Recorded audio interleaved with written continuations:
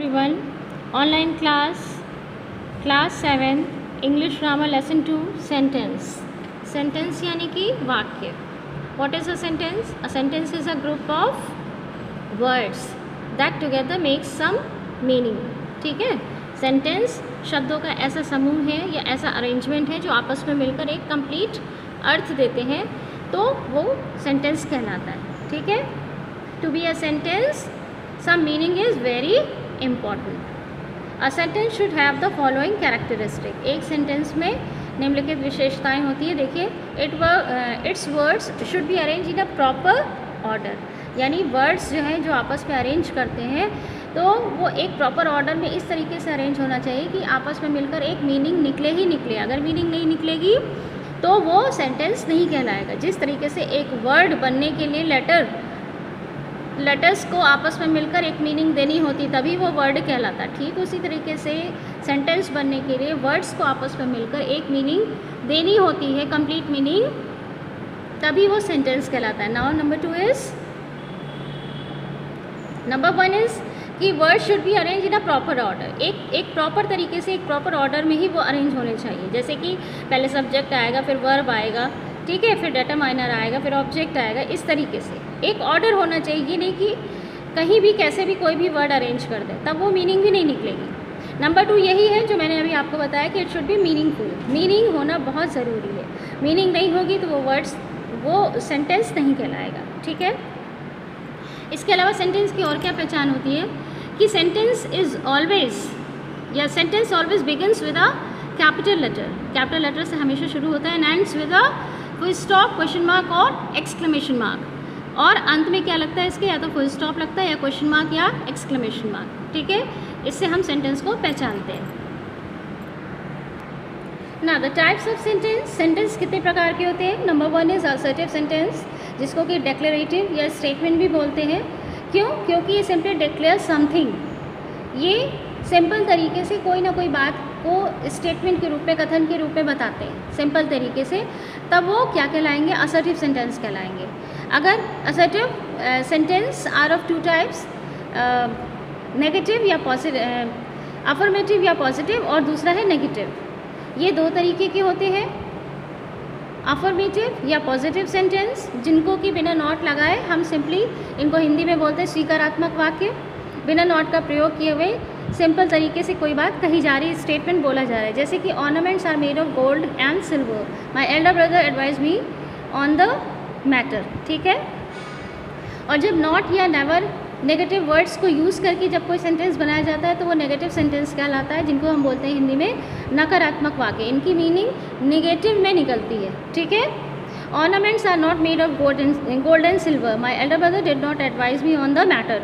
देखिए यहाँ पे नॉट लगा हुआ है दोनों में, तो ये क्या हुई, नेगेटिव सेंटेंस हुई. लेकिन ये दोनों ही किसके पार्ट होते हैं, असर्टिव सेंटेंस के. ये असर्टिव सेंटेंस हमारा पहला टाइप है सेंटेंस का. अब नंबर 2 इंट्रोगेटिव सेंटेंस. जैसा कि आपको नाम से पता चल रहा है, interrogative sentences are those sentences in which some questions are asked, यानी जिनमें कुछ क्वेश्चंस, कुछ प्रश्न किए जाएं. ठीक है. ये क्वेश्चन 2 टाइप से होते हैं.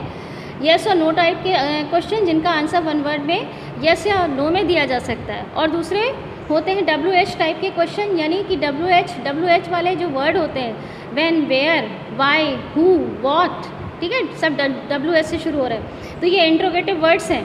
तो अगर इनसे शुरू होने वाले जो क्वेश्चंस होते हैं, एक वो होते हैं और दूसरे होते हैं वो क्वेश्चन जो यस नो टाइप के, यानी जो हेल्पिंग वर्ब को आगे रखकर बनते हैं. ठीक है. तो इस तरह से 2 तरह से क्वेश्चन होते हैं. लेकिन whatever the question are, question चाहे कुछ भी हो, अगर क्वेश्चन पूछा जा रहा है, then it will be called the interrogative sentence. ठीक है. इनकी पहचान ये होती है कि ये always, it ends always with the question mark. Okay. Now number 3 is imperative sentence. Imperative sentences are those sentences in which some request, command, order, advice, suggestions are made. जिसमें कि कोई रिक्वेस्ट की जाए, ऑर्डर दिया जाए, command दिया जाए, advice दी जाए, सजेशन दिया जाए, ऐसे सेंटेंस कहलाएंगे इम्पेरेटिव सेंटेंस. इनकी पहचान ये होती है कि डायरेक्टली वर्ब से शुरू होते हैं. ठीक है. इसमें सब्जेक्ट नहीं होता, लिखा नहीं होता, होता है पर लिखा नहीं होता. इसको अंडरस्टूड मान के हम सपोज करके चलते हैं. और वो इट ऑलवेज यू, यानी कि वो हमेशा जो सब्जेक्ट होता है वो हमेशा यू होता है और वो लिखा नहीं होता, सपोज करके चलते हैं, ठीक है। और लिखने में रिटन फॉर्म में ये हमेशा वर्ब से ही डायरेक्टली शुरू हो जाते हैं। और इनकी फीलिंग कैसी होती है, या तो कोई रिक्वेस्ट की जाती है प्लीज़ लगा के, ऑर्डर दिया जाता है, या फिर या कमांड दिया जाता है, या सजेशन या एडवाइस दी जाती है, ठीक है। Leave the packet at the door, don't eat my strawberries, please bring me a glass of water, soldiers open fire, ठीक है।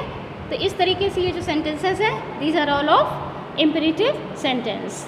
Number 4 is exclamatory sentence. Exclamatory sentences are the sudden expression of the feeling of joy, sorrow, hate और astonishment या wonder, ठीक है। यानी खुशी की, दुख की, घृणा की या फिर आश्चर्य की किसी चीज़ को देखकर मुंह से अचानक से जो एक्सप्रेशंस निकलते हैं, ऐसे एक्सप्रेशन वाले जो सेंटेंस होते हैं वो कहलाते हैं हमारे एक्सक्लेमेटरी सेंटेंस। और एग्जांपल देखिए, मे यू लिव लॉन्ग, इसमें दुआ बदुआ सब आ जाती है, ठीक है। जिसमें ऐसे सेंटेंस भी होते हैं जिनमें किसी के लिए दुआ दी जा रही है या किसी को कोसा जा रहा है, श्राप दिया जा रहा है, तो इस तरीके के सेंटेंस भी एक्सक्लेमेटरी में ही आते हैं। ब्रेवो, खुशी की फीलिंग है, देखिए। और इनकी पहचान ये होती है कि ये जो मार्क है एक्सक्लेमेशन मार्क, इनके या तो बीच में या लास्ट में लगा होता है, ठीक है। May success be yours if I were a millionaire, ठीक है। इन सब में एक्सक्लेमेटरी मार्क लगा हुआ है। तो ये सब क्या है, एक्सक्लेमेटरी सेंटेंस है। अब है subject and predicate, these are all both are the parts of sentence. Subject and predicate दोनों ही सेंटेंस का हिस्सा होते हैं, ठीक है।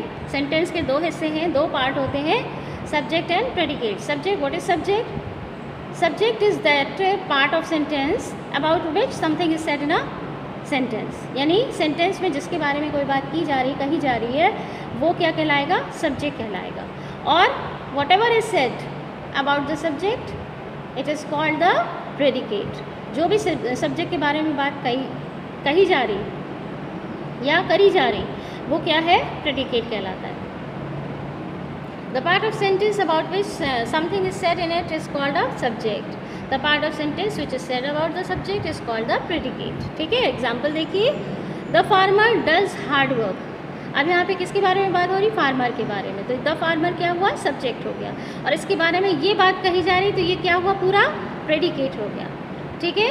और प्रेडिकेट में कौन सा वाला हिस्सा होता है, वर्ब वाला हिस्सा हमारा वर्ब से शुरू होकर जितना हिस्सा बचता है वो पूरा प्रेडिकेट पार्ट कहलाता है। These girls are in red dress, तो दीज गर्ल्स क्या है, इनके बारे में बात हो रही, तो ये सब्जेक्ट है और बाकी का बचा हुआ हिस्सा वर्ब से लेकर वो पूरा प्रेडिकेट, ठीक है। अब subject and it's part, subject के भी कई हिस्से होते हैं, देखिए एग्जाम्पल देखिए पहले, the duck is swimming, some ducks are swimming, some white ducks are swimming, some white ducks in the lake are swimming, ठीक है। यहाँ पे देखिए सब्जेक्ट में कितनी चीज़ें आई, यहाँ पर आया द डक, यहाँ आया सम डक और यहाँ पे आया सम वाइट डक। मतलब डक से पहले कहीं डक दा लगा है, कहीं सम लगा है, कहीं सम वाइट लगा है, कहीं पे the white ducks in the lake, ये पूरा कई वर्ड्स हो गए, 4-5 वर्ड्स हो गए, ये आ गया पूरा मिलके। तो ये क्या है, सब्जेक्ट में ही है, ये पूरा सब्जेक्ट माना जाएगा और ये सब्जेक्ट के पार्ट्स हैं। अब क्या क्या पार्ट होते हैं देखिए, पहला तो है डिटरमाइनर। डिटरमाइनर में क्या आता है, a, an, this, that, these, those, your, my, his, her, their, its, इस तरीके के जो वर्ड्स होते हैं वो अगर सब्जेक्ट से पहले लगे हैं तो वो सब डिटरमाइनर कहलाएंगे, जैसे कि these kites, my friend, it's leg, ठीक है। उसके बाद एडजेक्टिव, आपको एडजेक्टिव पता है, विशेषण, जैसे कि old, tall, red, Japanese, white, black, short, long, ये सब क्या है, एडजेक्टिव है। तो ये अगर ये देखिए इसमें आया है सम वाइट डक, ये देखिए वाइट से डक से पहले वाइट आया, तो ये क्या है, एडजेक्टिव है, ठीक है। यहाँ पे ये सम भी एडजेक्टिव है। तो सब्जेक्ट में डिटरमाइनर भी आता है, कभी कभी एडजेक्टिव आता है। फिर noun like person, place, animal, thing, quality, इस तरीके के वर्ड्स भी इसके पहले आ जाते हैं। फिर है एडजेक्टिव फ्रेज, कभी कभी एडजेक्टिव फ्रेज आता है। यानी a monkey sitting on a tree. अब यहाँ पे ये अ मंकी है, ये डिटरमाइनर हो गया, ये हमारा सब्जेक्ट हो गया। अब इसकी विशेषता ये 3-4 वर्ड्स बता रहे हैं, 4 वर्ड्स। तो चूँकि विशेषता बता रहे हैं तो एडजेक्टिव हुए, और 4 वर्ड है तो फ्रेज़ हुआ। यानी सिटिंग ऑन अ ट्री ये पूरा एडजेक्टिव फ्रेज़ का काम कर रहा है, तो ये एडजेक्टिव फ्रेज़ है, ठीक है। तो इस तरीके से जैसे यहाँ पर आपके है white ducks in the lake, ये क्या है, ये डिफाइन कर रहा है डक्स को, तो ये क्या है, एडजेक्टिव फ्रेज़ है, ठीक है। तो एडजेक्टिव फ्रेज़ भी आता है। और क्वांटिफायर जैसे कि क्वांटिटी बताने वाले शब्द, जैसे सम, यहाँ पे आया ना सम, ये क्या है, quantifier. Some, a lot of, little, few, plenty, most, all, जो क्वांटिटी को बताने वाले शब्द होते हैं वो क्वांटिफायर कहलाते हैं। तो इस तरीके के वर्ड्स भी आते हैं।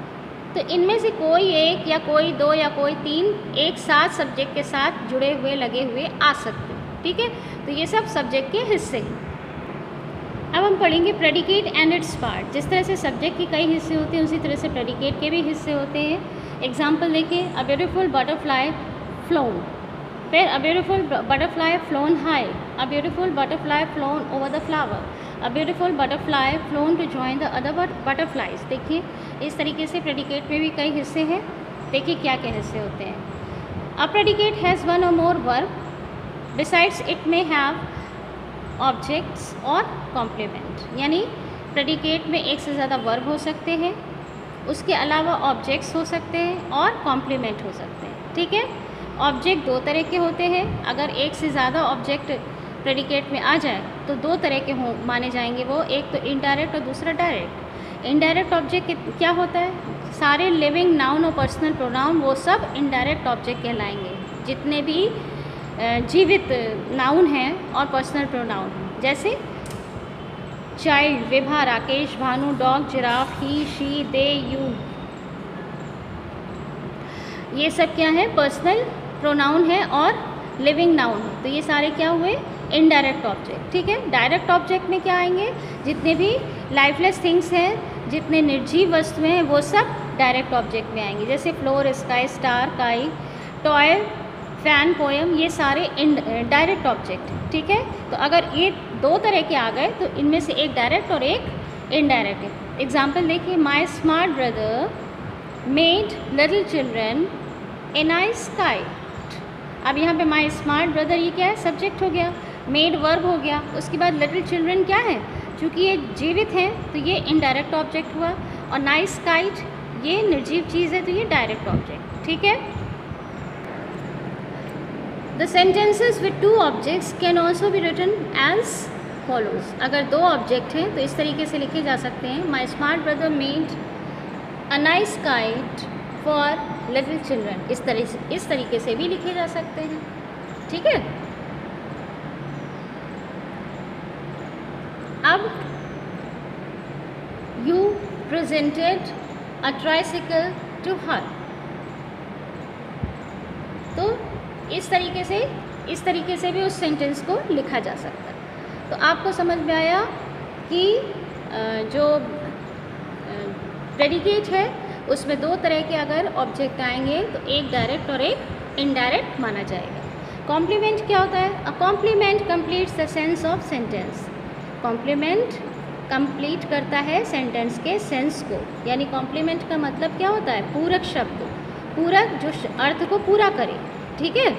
तो कॉम्प्लीमेंट लास्ट में आता है और सेंटेंस की मीनिंग को कंप्लीट करता है। जैसे एग्जाम्पल है, ही वॉज अ राइटर।